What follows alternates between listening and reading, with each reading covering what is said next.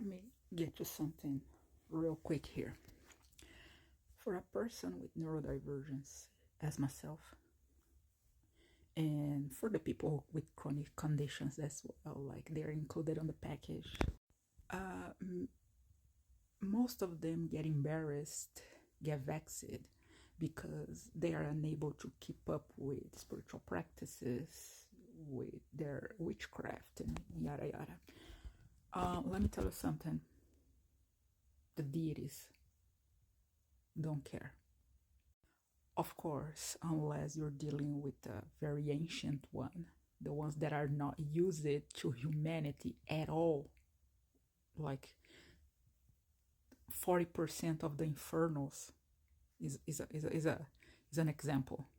Or Sumerian and Etruscans gods, those are the ones that, Orishas as well, those are the ones that requires ceremonies, rituals, certain habits.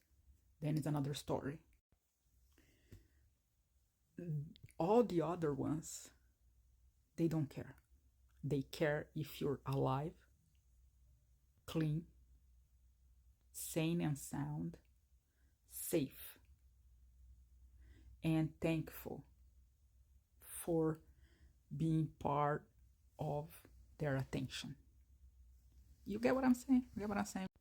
So, with that being said, only because you're not able to keep up with certain habits that would make sense in your head and you see other people doing because it's cinematic, because it's aesthetically pleasing, they don't care.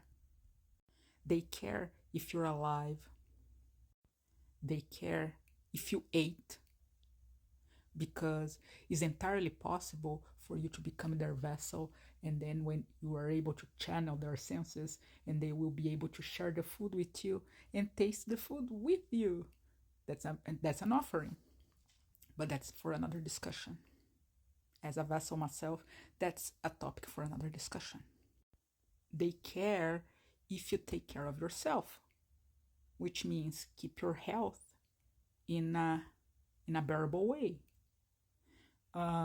If you keep your mental hygiene in check, and when I mean mental hygiene is not consuming bullshit. Of course, sometimes we have to lollygag, laugh at stupid things, at dumb jokes, but not in a consistent way. Like exercise our brain with some National Geographic, with reading some articles in Britannica, looking for something to read. You guys are sleeping on archaeology. Just to let you know, because archaeologists, they keep the memories of the gods alive. You guys are sleeping on that. Of course, reading books is awesome, but where do you think the books are the source of the books? The fucking archaeologists. Go straight to the source, motherfuckers.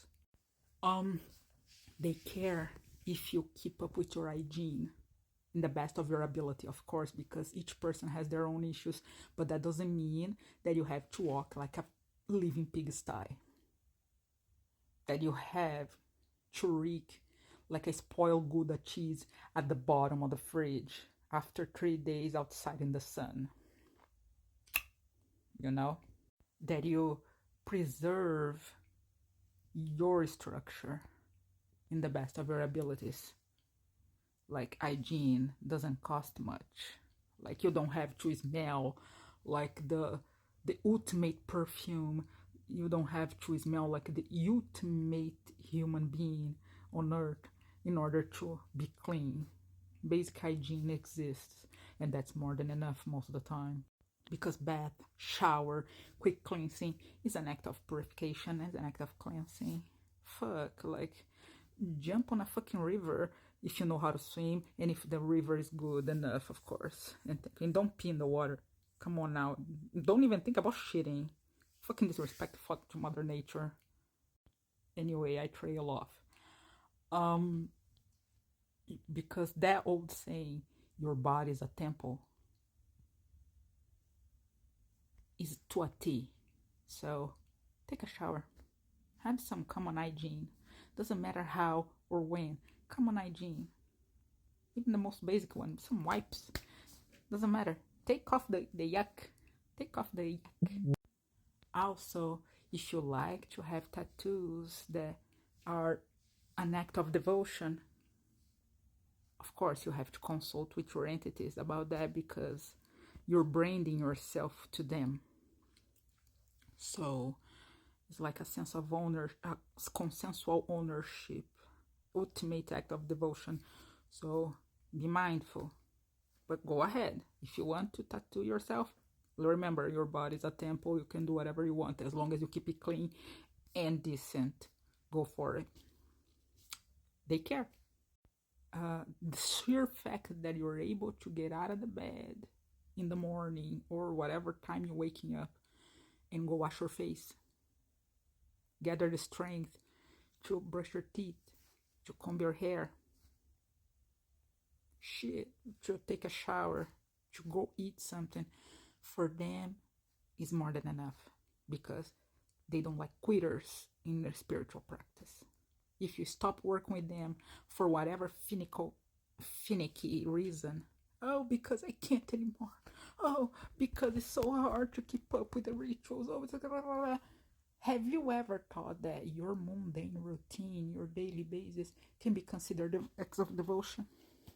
And you denying them that because you want to make more cinematic is a fucking disrespectful way to say that you disregarded what they wanted from you in the first place.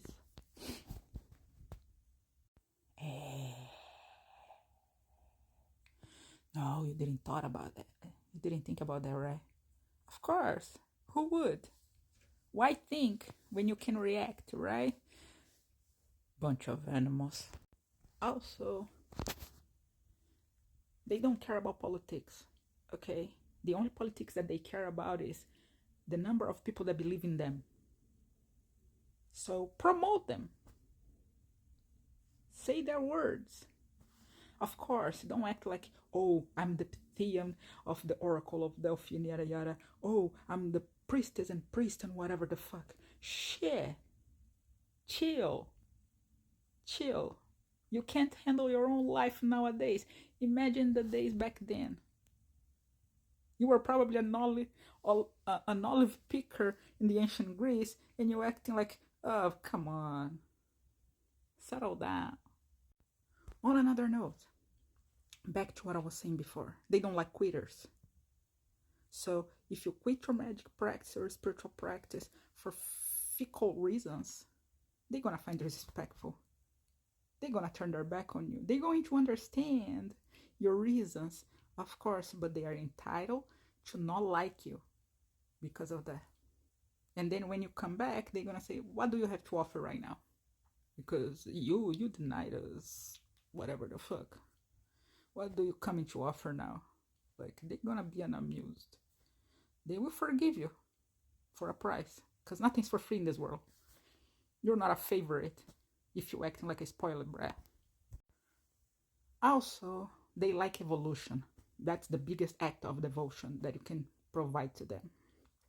So, when you learn and evolve and put in practice whatever the fuck you have, they love it. They feel proud because your energy shifts, your aura shifts when you learn, when you improve yourself, whether it be interpersonal, intrapersonal, knowledge-wise, academically wise.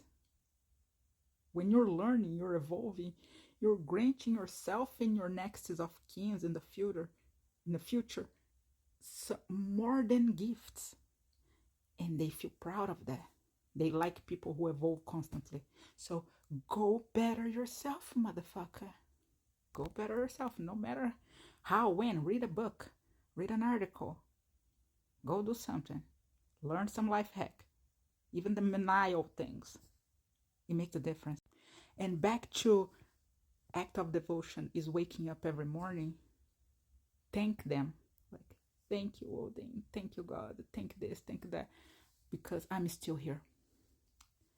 They love that gratitude. Not the gratitude new age. Gratitude for staying here. They like that too. Anyway, I'm going to play The Sims. It's my day off. Bye.